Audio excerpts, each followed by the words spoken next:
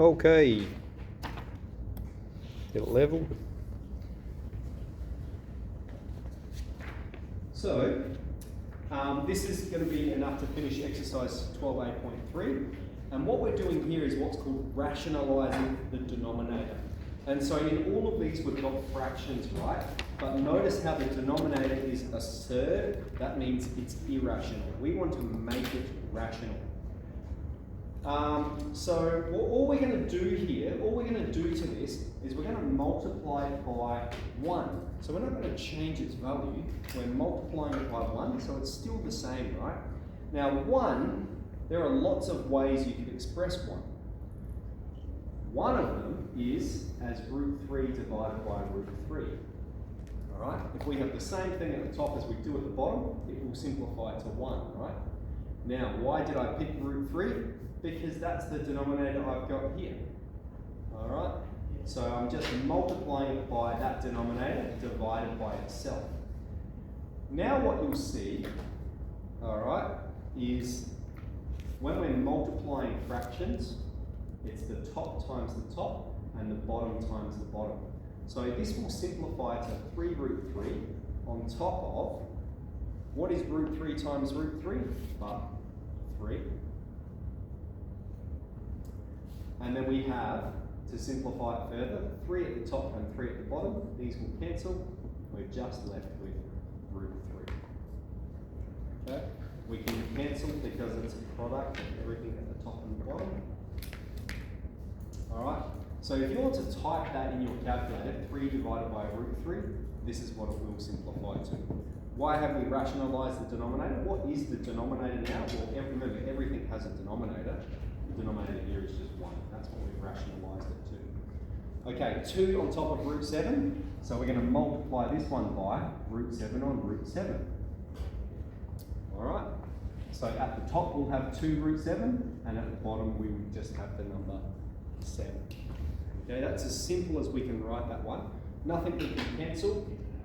Alright, you see some funny memes of like people doing this kind of thing. We've got, 7 at the top, 7 could just cancel it, and so the answer is 2 square root. Right, that's not a legitimate operation, so don't do that. This is as simple as we can get it, okay? Now notice how the denominator is a rational number, it's an integer, right?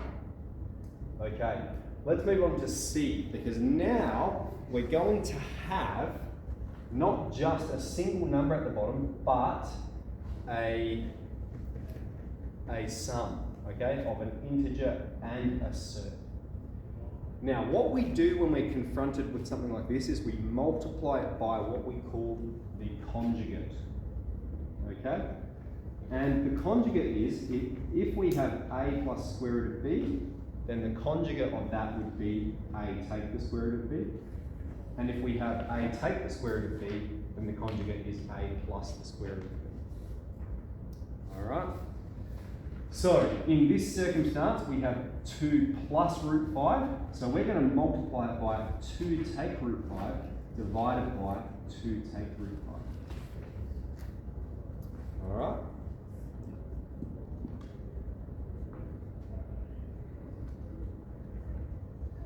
Now, I've tried to write the difference of 2 squares rule up there. I might come down here and write it. So the reason we do this is so that we can use the difference of 2 squares rule. Alright? This is the difference of 2 squares rule. If we have a plus b times a take b, this is what it expands to. We have the exact same form here. We have 2 plus root 5 times 2 take root 5. And why that's useful is it evaluates to something that doesn't involve a square root. So, in our circumstance, at the top, we're going to have 3 times 2 take root 5. I'm going to leave that as it is for now.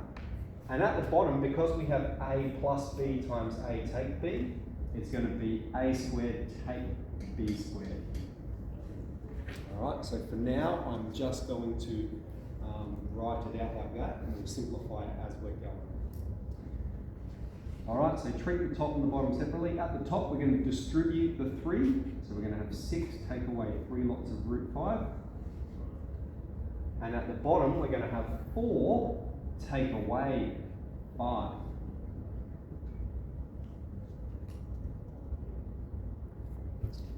4 take away 5.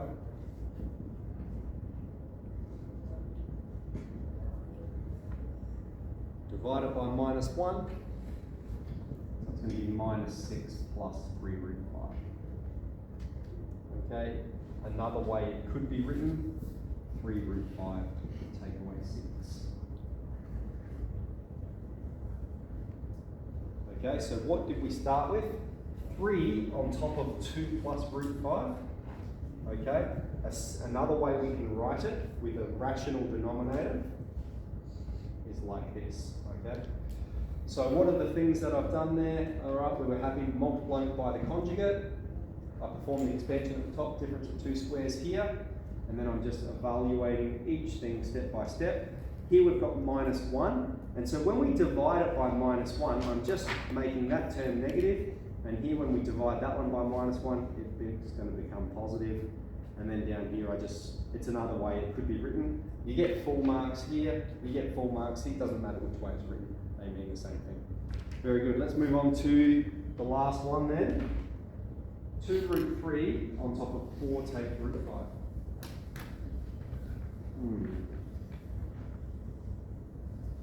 So this is D, we've got 2 root 3 on top of 4 take root 5. Now here, we have A take square root of B, so we're going to multiply it by, we make it positive, 4 plus root 5 on top of 4 plus root 5.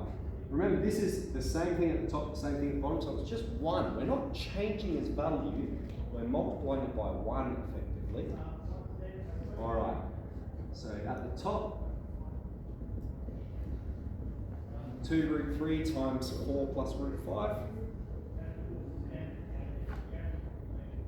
And at the bottom, we've got A take B times A plus B. We're going to have A squared take B squared.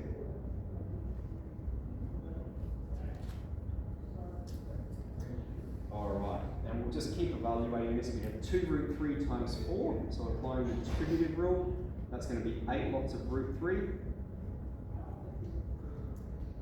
And then over here, 2 root 3 times root 5, so it's a plus.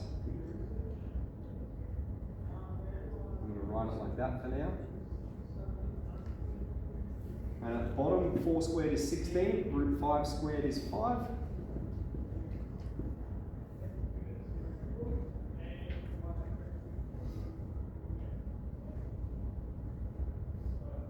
Okay, and then here we have root A times root B.